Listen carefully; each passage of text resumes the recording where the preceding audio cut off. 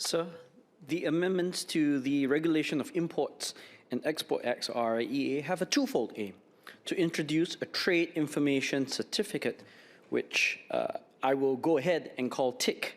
It's an unfortunate acronym. I noticed that MOS Gan skillfully avoided this. To expand the scope of search authority for customs officials. Now, my honorable friend Jamus Lim has just spoken on the importance of further empowering traders, especially smaller ones, through targeted assistance as they navigate the new stipulations that they will have to comply with resulting from this proposed legislation. On my part, I'll take a step back and focus mainly on implications of Clause 3, which provides the framework for a more robust and comprehensive trade monitoring regime, and what this will have on our international trading relations. Specifically, I will probe more into how, even as TICs improve our importing and exporting firms' adherence to our international trading obligations, they also carry additional costs without fully resolving certain concerns. Now, rules of origin, or ROOs, have long been required to ensure that free trade agreements, or FTAs, signed between contracting nations do not inadvertently undermine those that are not party to the same agreement. Without ROOs, goods from, say, Turkey that entered Singapore preferentially may then subsequently be exported to the Philippines tariff-free as a result of ASEAN, even though the latter did not agree to the rates set forth in the Turkey-Singapore Free Trade Agreement.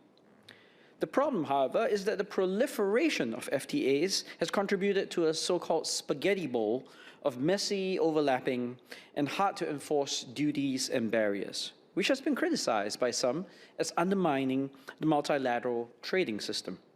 Singapore has been somewhat more guilty than most, given our penchant for signing FTAs, resulting in our very own char kway teow of interweaving trade agreements, several times more than the average economy, and incorporating a host of non-harmonized trading rules. Managing this web of interlocking trading relationships, therefore, necessitates a decisive system of monitoring and reporting ROOs. Singapore had previously implemented this administratively using certificates of origins, or COO. Such COOs carried limited oversight and enforcement, were prone to error or differences of interpretation, and relied on honest and accurate self-declarations.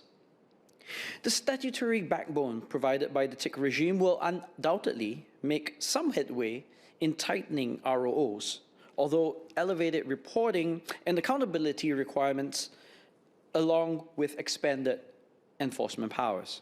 Still, ROOs may be circumvented under the revised legislation. For example, TICs cannot preclude a situation where an importer deliberately overstates the cost of local material or labor used to determine origin. Now, this is fraudulent, of course, but detection will only be heightened under the new regime if there were also additional resources dedicated to effect random scrutiny of TIC submissions, perhaps with the use of AI-enhanced fraud detection methods. But slippage may occur even when the intent is not nefarious. For instance, third-party invoicing, the practice of using preferential COOs issued by a third country that may not be a member of the FTA, has historically been accepted by Singapore Customs. Still, there is no immediate assurance that the standards for ROOs applied by the third country would be as stringent as those that we are now developing here. In such cases, it will be helpful to understand how Customs plans to deal with these inadvertent violations of ROOs. The suggestion by member Jamus Lim for a tiered enforcement framework may assuage concerns among those who fear excessive punishment for first-time offences.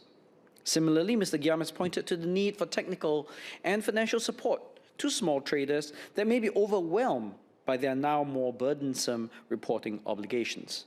On my part, I will also suggest that the Ministry consider some form of streamlined submission or automatic reporting process for regular importers, which bring in essentially the same set of goods, similar to how income tax reporting is more straightforward for wage income earners that have not undergone changes in jobs recently.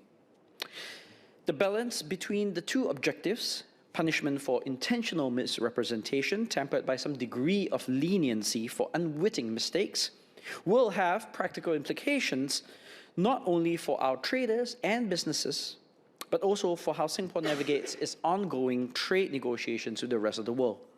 After all, earlier this year, there were accusations that Singapore was being used as a transshipment hub to bypass sanctions, resulting in our classification as a Tier 2 nation for the purposes of access to AI technology from the United States. This was a matter that was discussed in Parliament then, but a thorough revision of the RIEA was not mooted then, with only a reference to the Strategic Goods Control Act. Notably, since that time, new reports have emerged to suggest that such illicit activity appears somewhat undeterred, as evidenced by firms such as Singapore-registered Megaspeed and its Malaysian subsidiary Speed Matrix.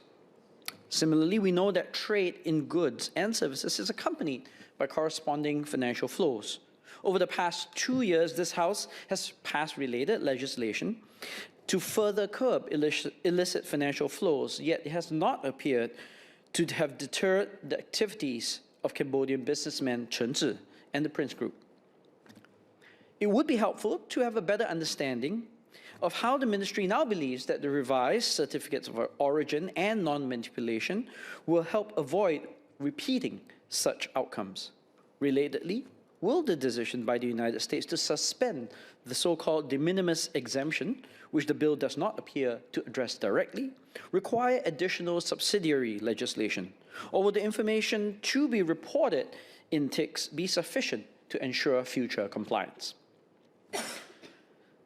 Sir, while the new regime will impose a greater regulatory burden on our traders, it's also an important upgrade that will ensure that our nation continues to adhere to its international trading commitments. While the transition may initially be rocky, I believe that in the longer run, our world-class trading and logistics sector will adapt, and new compliance services will potentially emerge to support this endeavor. In a world where the rules-based order is being increasingly threatened, it is essential that Singapore continues to contribute towards sustaining the system that has served our small nation so well. For these reasons, I support the bill.